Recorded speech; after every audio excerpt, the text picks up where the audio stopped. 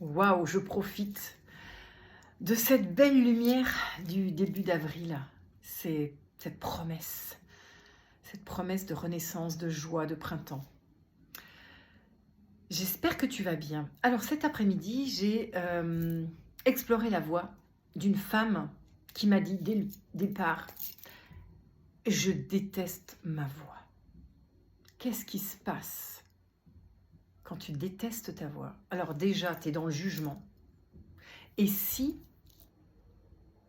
il n'y avait ni bien ni mal, qu'est-ce que ta voix serait?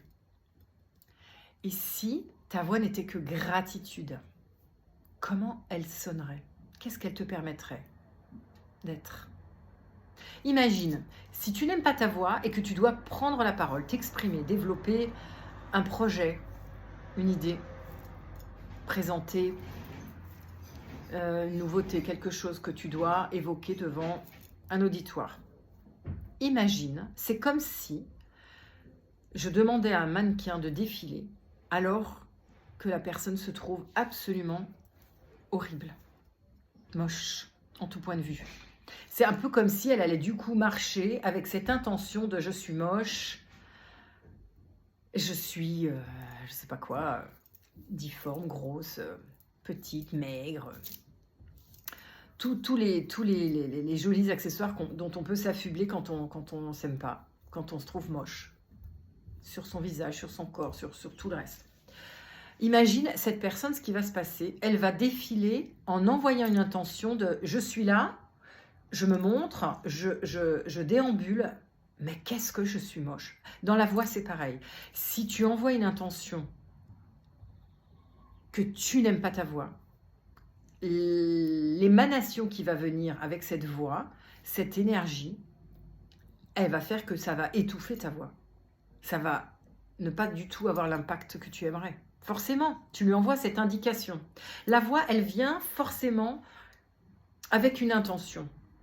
Si tu veux projeter ta voix, si tu veux qu'elle soit impactante, soutenue, il faut qu'elle ait l'intention. Et cette intention, tu sais où tu vas la trouver? Dans ton cœur.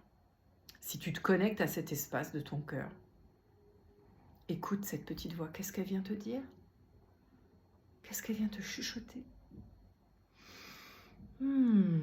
Crée l'espace à l'intérieur. Laisse-lui la place. Lâche la place de ton mental qui a le pouvoir justement d'être dans le jugement de c'est bien, c'est mal, c'est moche, c'est pas c'est ci, c'est pas c'est là. À partir du moment où tu vas lâcher ton mental, tu vas être dans la gratitude. Et la gratitude, c'est ce qui va sortir aussi dans ta voix. Parce que quand tu vas être dans ton cœur, tu vas être sincère avec toi. Quand tu es sincère avec toi, la sincérité va colorer ta voix. T'entends? L'oiseau est d'accord avec moi. C'est magnifique. Donc, si tu veux être sincère, impactante, avoir un message qui passe, et que tu n'y crois pas, et que tu détestes ta voix, comment dire? Ta voix va être comme étouffée, muselée. Elle n'aura pas du tout ce souffle qui va pouvoir la porter. Ta voix, c'est ton identité, c'est ton ADN, c'est ta vibration. Tu vas parler comme tu vibres. Si tu vibres la peur, le manque, le jugement de « je suis ci, je suis pas assez ça, je suis trop ci, trop ça », la voix va être colorée de cette vibration. Descends dans ton cœur. Écoute pour que l'âme agisse et que tu sois vraiment sincère. À cet endroit-là, tu seras sincère. Pars de ton cœur et tu verras le souffle que tu vas avoir.